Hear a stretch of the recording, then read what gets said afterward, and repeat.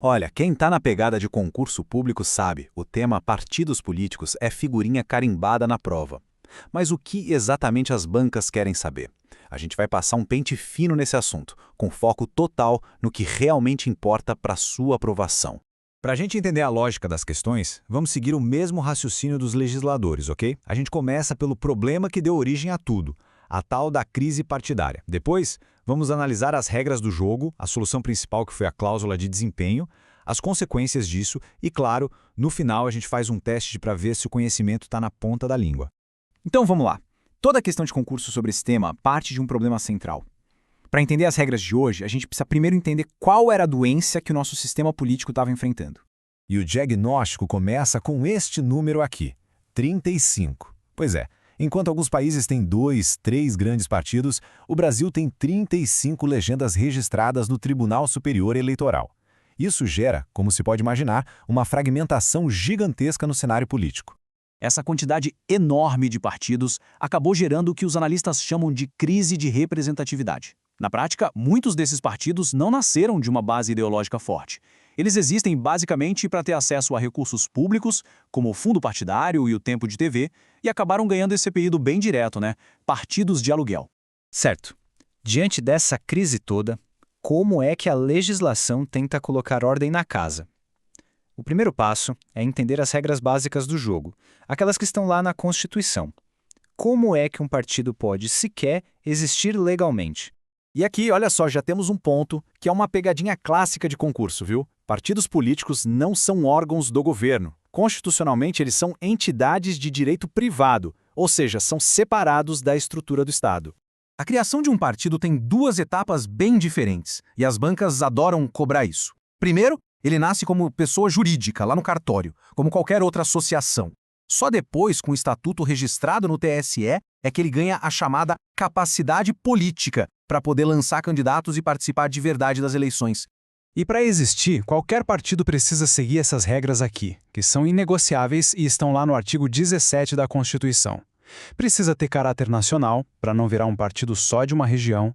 É proibido receber grana de fora, para garantir a soberania do país. E, claro, nada de organização paramilitar, para proteger a democracia. Com as regras básicas na mesa, vamos agora à principal arma criada para combater a crise dos partidos de aluguel. Essa aqui foi a mudança que realmente redesenhou o mapa político brasileiro. A solução foi a chamada cláusula de barreira, ou de desempenho. A lógica é muito simples e direta. Se um partido não consegue provar nas urnas que tem um apoio relevante da população, então ele perde o acesso às duas coisas mais preciosas, o dinheiro do fundo partidário e o tempo de propaganda na rádio e na TV. Agora, atenção máxima neste detalhe aqui, porque é aqui que a banca tenta pegar quem não estudou direito. A palavra-chave é ou. O partido não precisa cumprir os dois critérios ao mesmo tempo. Basta atingir a meta de votos ou a meta de deputados eleitos. Um dos dois já é suficiente para superar a barreira. Mas essa mudança não foi de uma hora para outra, não.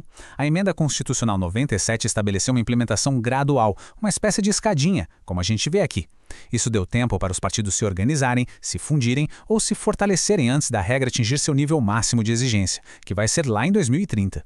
Bom, isso tudo nos leva a uma consequência muito importante, que gera muita dúvida e, obviamente, muitas questões de prova. O que acontece com o mandato de um deputado que foi eleito, mas o partido dele não conseguiu passar pela cláusula de desempenho? Essa é exatamente a pergunta que uma banca de concurso faria. A resposta está num equilíbrio bem delicado entre a vontade do eleitor, que votou na pessoa, e a força do partido. E a resposta, que é um ponto fundamental, é não. O parlamentar não perde o mandato. A Constituição criou uma exceção, uma janela especial para que ele possa mudar para um partido que tenha superado a cláusula. Mas atenção, para todos os outros casos, a regra geral ficou mais rígida. A fidelidade partidária agora é um requisito constitucional para manter o cargo. Mas a reforma do sistema não foi só para criar barreiras. Ao mesmo tempo, o legislador tentou usar as novas regras para incentivar um pouco mais de diversidade na política. E esse quadro resume bem as mudanças mais recentes e importantes. Por exemplo, a Emenda 111 determinou que os votos dados a mulheres e a pessoas negras contam em dobro na hora de distribuir os recursos do fundo eleitoral. Já as emendas 117 e 133 garantiram uma cota mínima de 30% desse fundo para candidaturas de mulheres e de pessoas pretas e pardas. Muito bem, a gente já viu a crise, as regras, a solução e as consequências. Agora é a hora da verdade. Vamos pegar todo esse conhecimento e aplicar numa questão que caiu de verdade num concurso. Tá aí uma questão de 2024. Um vereador se desfilia por questões pessoais. O que acontece com ele? Vamos pensar no que a gente acabou de ver sobre a regra geral da fidelidade e principalmente sobre as exceções. Quem pensou na exceção, acertou em cheio. A resposta correta é a letra C.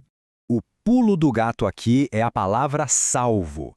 A regra geral é sim a perda do mandato, mas a própria Constituição abre as exceções.